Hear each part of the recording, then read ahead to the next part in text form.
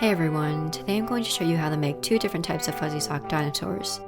The first is a T-Rex and the second is a Brachiosaurus, more commonly referred to as a long-necked dinosaur. The supplies you'll need are pretty typical for fuzzy sock plushies.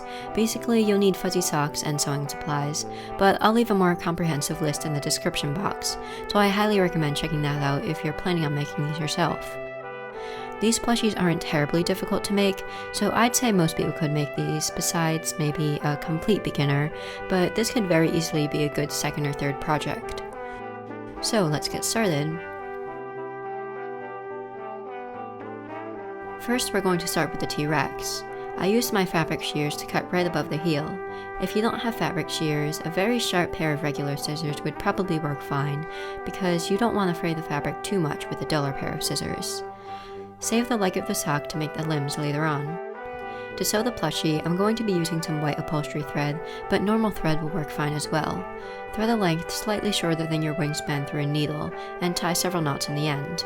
For more information on making fuzzy sock plushies and an in-depth look at the various stitches I'll be using, feel free to check out my Beginner's Guide to Fuzzy Sock Plushies, linked in the iCard as well as in the description. Taking the side with the heel that we cut off, flipped inside out, sew a running stitch along the edge. To add an extra layer of security to the seam, I like to make a slip knot when joining the thread.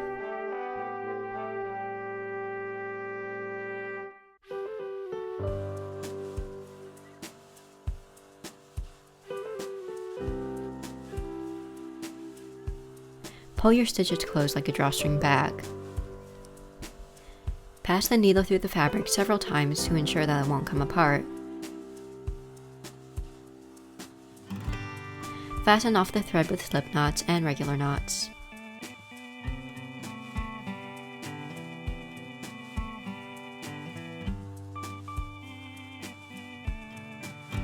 Now that we have a sock with a second toe seam right above the heel, we're going to mark out a sewing line with a marker similar in color to the sock. If you don't have colored markers, black also works, however you may be able to see the line ghosting through the fabric on the finished plush. Draw a silhouette of a dinosaur on the sock, like so. Then we're going to want to backstitch around the line we just drew. Make sure you leave an opening near the other seam for turning. You may notice that this dinosaur has two seams, basically right on top of each other. This is because adding the extra first seam makes it easier to visualize the dinosaur and where you want to draw your lines. It also flattens the belly a little bit. I totally didn't add it because I forgot I would have to turn the plush. If you want to, you can experiment with omitting the first seam. Anyway, you'll want to cut a slit in the opening you left, and cut away all the excess sock fabric, leaving a bit of seam allowance for the inevitable fraying that always seems to occur with sock fabric. Save your tiny, seemingly useless scraps, because you can cut them up into little bits and use them as stuffing. Carefully turn your plush inside out, then stuff. I like to use a large ball for the head, a small amount for the neck, and another large ball for the body.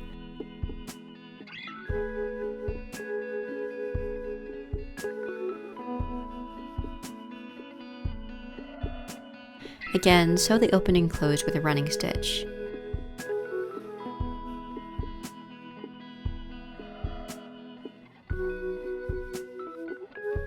Unlike before, when we wanted to sew the raw edges to face the outside, tuck them into the plush as you pull it closed.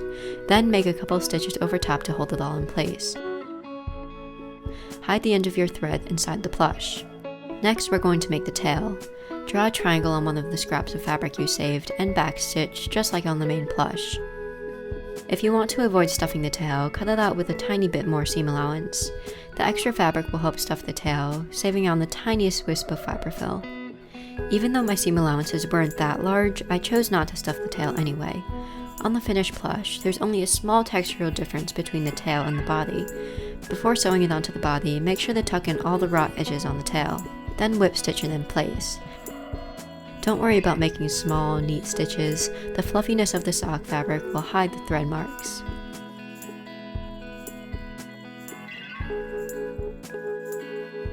Next, let's move on to the limbs. On all your remaining bits of sock fabric, draw small shapes for the arms and legs.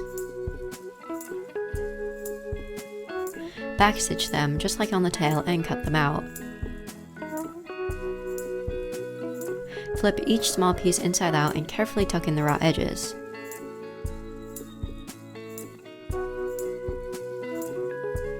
Whip stitch them all onto the body like with the tail.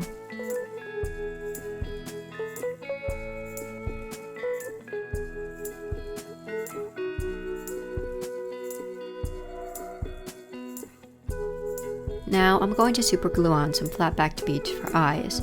If you don't have something similar to these, you could sew on beads or tie knots with embroidery thread or yarn. It would also give a really cute handmade look if you sewed on small circles of black felt or stitch on little X's using embroidery thread. Now that the T-Rex is finished, we can move on to the Brachiosaurus.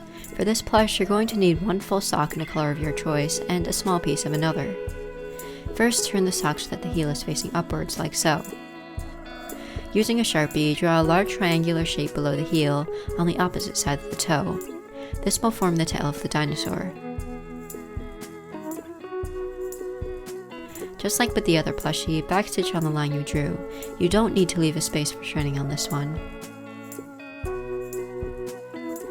Cut off the excess fabric just like before. Make another cut right above the heel and turn the plush from that point as well. Use small wisps of stuffing for the tail and a larger ball for the body.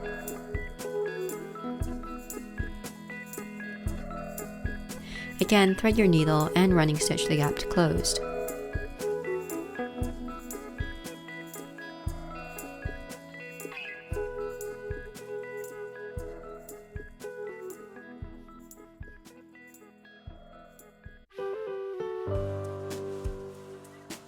This is what your plush should look like so far.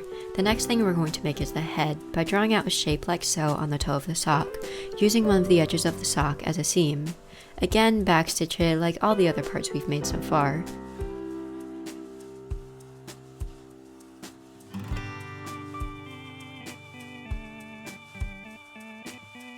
Save the scraps that you've cut for the legs. Turn it from the base of the neck and stuff. Be aware that this plush requires a lot more stuffing than it looks like, and make sure the texture is even throughout the whole piece. Now you're going to want to whip stitch the head to the body, like how we did with the tail on the other plushie. In order to minimize bulk, you don't have to suck in the raw edges, rather stitch them down securely instead. Be sure to blend the neck to the body.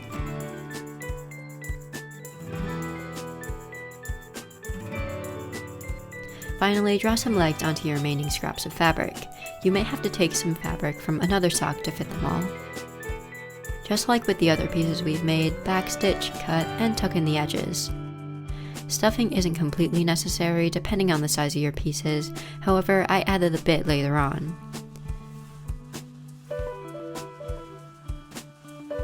Whip stitch the legs to the body.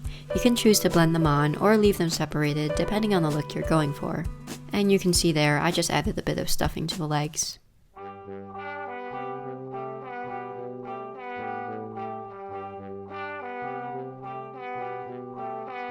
Lastly, glue on the eyes, just like with the T-Rex.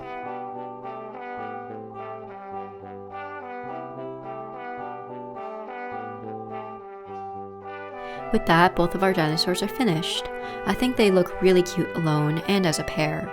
If you're interested in making these yourself, feel free to check out the description box for a list of materials, substitutions, and a link to my beginner's guide to fuzzy sock plushies. If you're still here at the end of this video, be sure to subscribe for more fuzzy sock plushies, crochet, sewing, and whatever else I feel like doing. Thanks so much for watching, and I'll see you next time.